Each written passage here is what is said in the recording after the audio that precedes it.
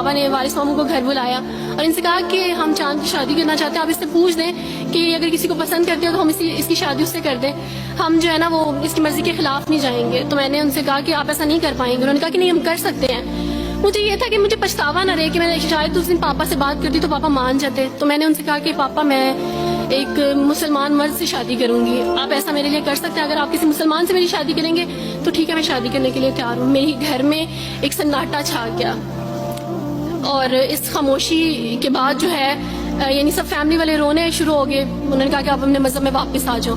लेकिन ये है कि मैं दीन इस्लाम कबूल कर चुकी थी। आप यकीन जाने जिस तरह लोग मुख्तलिफ हैं उसी तरह उनके मसाइल भी मुख्तलिफ हैं। मुझे मेंटली बेइंतहा टॉर्चर किया गया। मेंटली मुझे यानी इस चीज़ का एहसास दिलवाया गया कि मामा पापा रोते हैं। मेरे पापा ने आप यकीन जाने खुद को फांसी लगाने की कोशिश की मेरी आंखों के सामने। मेरी मामा ने खुद पे पेट्रोल डाल दिया और खुद को जलाने की कोशिश की मेरी आंखों के सामने। और मैं अपने रूम में बैठी ये कहती थी कि अल्लाह अगर मैं हक पे हूँ ना तो मेरी फैमिली को कुछ नहीं होना चाहिए। फिर बहरहाल मुझे मेरी फैमिली से निकाल दिया गया ये इस डर से कि मेरी वजह से दूसरे बहन भाई भी इस राह पे ना चले जाएं। और वारिस मामू को बुला के मुझे घर भेज दिया गया, उनके घर भेज दिया गया। जब मैं घर से आ रही थी तो वारिस मामू ने कहा कि बेटी अगर आपका कोई सामान है तो आप ले लें। तो मैंने उनसे कहा कि इस घर से सिर्फ एक ही चीज़ मेरे साथ जा रही है और वो है मेरा नाम जो मामा पापा ने मुझे दिया था।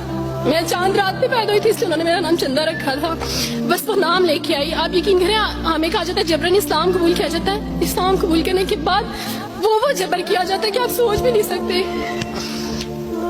आपको अपने माँ बाप से ही मिलने नहीं दिया जाता, आपको अपने ही छोटे बहन भाइयों के पास नहीं जाने दिया जाता। मैं हॉस्पिटल में थी डिलीवरी के टाइम।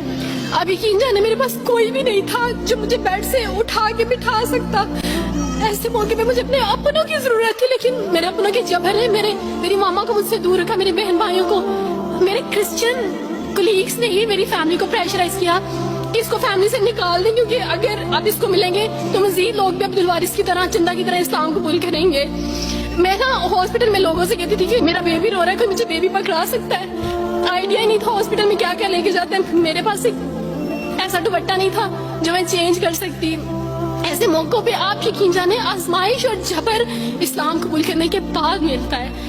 मुझे आप सबसे तवक्को है, आप सब इस्लामिक इदारों से तवक्को है कि अब आप हमारे लिए स्टेप लें। हमारे अपनों ने तो हमें छोड़ दिया, उन्होंने जो हमारे साथ जबर किया उस जबर के बदले आप हमारे साथ नेकी करें। अब आप क्या स्टेप लेते हैं न्यू मुस्लिम्स के लिए जिन पर ये इल्जाम लगाया जाता है कि उन पर जबर किया जा रहा है? हम पे जबर नहीं, हम पे जबर इस्लाम कबूल करवाने वालों ने नहीं किया, बल्कि जिनके घरों से हम आए थे इस्लाम कबूल करने के बाद जबर तो उनकी तरफ से था। अभी कट्टे बैठ के रोएंगे।